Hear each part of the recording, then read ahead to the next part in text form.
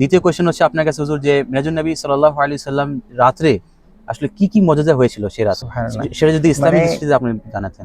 মেরাজুন নবী সাল্লাল্লাহু আলাইহি সাল্লামের রাত্রে কি কি মুজিজা ঘটেছিল এই আলোচনায় গেলেই শিখে রাসূলের মনটা খুশিতে আত্মহারা হয়ে যায়। সুবহানাল্লাহ। কেননা সর্বপ্রথম কোরআনুল কারীমের মধ্যে আল্লাহ সুবহানাহু ওয়া তাআলা কি বলেছেন, 15 পারা সূরা বনী ইসরাইলের প্রথম নম্বর আয়াত, সুবহানাল্লাযী আসরা বিআবদিহি লাইলাম মিনাল মাসজিদিল হারাম ইলাল মাসজিদিল আকসা। কে আল্লাহ, সমস্ত প্রশংসা ওই আল্লাহ সুবহানাহু ওয়া তাআলার জন্য। আসরা বিআবদিহি, যিনি সফর করিয়েছেন, মিনাল মসজিদুল হারাম ইলাল মসজিদুল আকসা।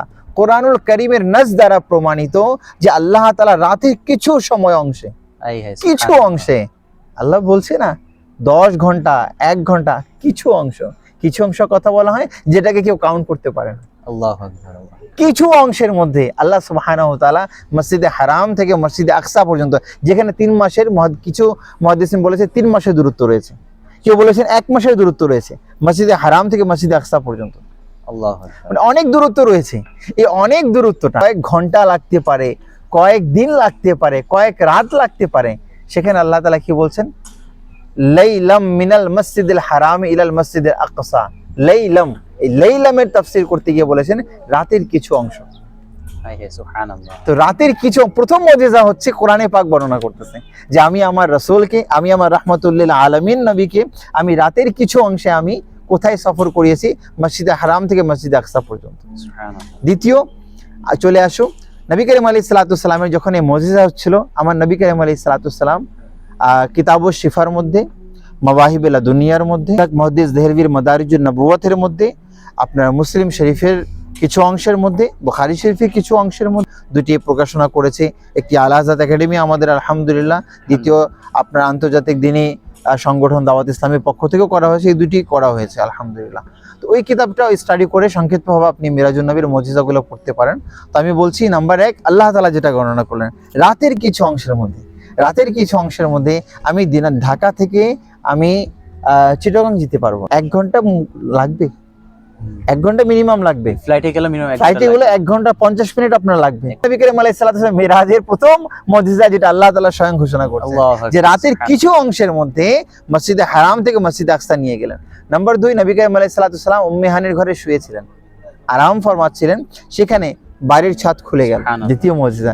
তৃতীয়, সেখানে জিবরিল আমিন আলাইহিস সালাতু ওয়াস সালাম তাশরিফ এনে আল্লাহর রাসূলের কদম মোবারকে স্পর্শ করে সালাম দিয়ে আল্লাহর রাসূলের ঘুম থেকে জাগ্রত করালেন। সুবহানাল্লাহ। চতুর্থ হচ্ছে খাসাইসুল কুবরার মধ্যে লিখেছেন, নবী করিম আলাইহিস সালাতু ওয়াস সালামের যখন জিবরিল আমিন এসে মুজিজার জন্য জাগালেন, জাগ্রত করলেন, তখন নবী করিম আলাইহিস সালাতু ওয়াস সালামের শেষবার সিনা মুবারককে দ্বিখণ্ডিত করা হয়। আমার নবী করিম আলাইহিস সালাতু ওয়াস সালামের জীবনে 3 বার সিনা মুবারক, কলব মুবারককে, আপনার বুক মুবারককে দ্বিখণ্ডিত করা হয়েছে, জিবরিল আমিন করেছিলেন ওনার হাত দিয়ে।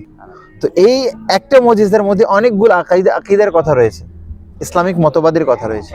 তো ইমাম জালালউদ্দিন সুয়ুতী শাফি রাহমাতুল্লাহি আলাইহি বলছেন যে নবী করিম আলাইহিস সালাতু ওয়াস সালামের 3 বার মুজিজা সিনা মুবারক চাক করা হয়েছিল। নাম্বার 1, যখন তিনি শৈশব অবস্থায় ছিলেন, শৈশব অবস্থায় যখন বাচ্চারা খেলাধুলা করে, তখন রাসূল আলাইহিস সালাতু ওয়াস সালামের অন্তর থেকে খেলাধুলার যে আকাঙ্ক্ষা ছিল সেটাকে বের করার জন্য আল্লাহ তাআলা সিনা মুবারক দ্বিখণ্ডিত করেন।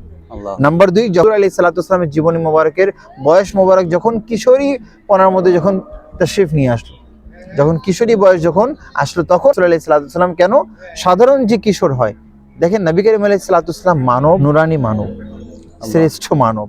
তো মানুষের যে গুণাবলী সেটা তো আল্লাহ রাসূলের ভিতরে, এটাই না আল্লাহ রাহমাতুল্লাহি আলাইহি বলেছেন, খালিক কা বান্দা খালক কা মাওলা কাহু তুঝে। সুবহানাল্লাহ। কি আমি খালিকের সৃষ্টি, আল্লাহ তাআলার বান্দা এবং সমস্ত বান্দাদের মুনিব আপনাকে বলছি, সুবহানাল্লাহ, সমস্ত বান্দাদের সর্দার আপনাকে বলছি, শ্রেষ্ঠ বান্দা আপনাকে বলছি। তো আমাদের মাথায় এই কথাটা রাখতে হবে। তো হুজুর আলাইহিস সালাতু ওয়াস সালাম যখন কিশোরীপনা বয়স যখন তাশরিফ আনলো, তখন আল্লাহ তাআলা ওনার অন্তর মোবারক চাক করে, ওনার কলব মোবারককে জমজম থেকে ধৌত করে, ওনার অন্তর থেকে কিশোরীপনার যে বৈশিষ্ট্য সেটাকে বের করে দেওয়া হলো। এবং শেষ এবং তৃতীয়বার যখন মেরাজুন নবী সাল্লাল্লাহু আলাইহি ওয়াসাল্লাম সিনা মোবারককে দ্বিখণ্ডিত করা হলো, মেরাজের রাত্রে আল্লাহ তাআলার দিদার দান করা হবে। সর্বশ্রেষ্ঠ মুজিজা রসুলকে দান করা হবে। এর জন্য আল্লাহ রসুল আলাইহিস সালাতু ওয়াস সালাম সিনা মুবারককে দ্বিখণ্ডিত করা হলো এবং কাল মুবারককে জিবরিল আমিন বের করলেন এবং জান্নাতি পাত্রের মধ্যে রাখা হলো এবং জমজম থেকে ধৌত করা হলো আর নবী করিম আলাইহিস সালাতু ওয়াস সালাম সিনা মুবারককে রেখে দেওয়া হলো। ইমাম জালালউদ্দিন বলেন 3 বার সিনা মুবারক দ্বিখণ্ডিত করা হলো। এরপর হুজুর আলাইহিস সালাতু ওয়াস সালামকে জান্নাতি পোশাক পরিধান করানো হলো। এটাও মুজিজা। হুজুর আলাইহিস সালাতু ওয়াস সালাম মেরাজে প্রথম আসমানে গেলেন, দ্বিতীয় আসমান, তৃতীয় আসমান, চতুর্থ আসমান। এক আসমান থেকে দ্বিতীয় আসমানের পার্থক্য হচ্ছে 500 বছরের। একটা স্পিড আরোহী ঘোড়ার মাধ্যমে আরোহণ করার, দ্রুতগামী একটা ঘোড়ার মাধ্যমে আরোহণ করলে 500 বছর লাগে। এভাবে সপ্তম আসমান পর্যন্ত, তো সপ্তম আসমান পর্যন্ত যাওয়া এটাও মুজিজা।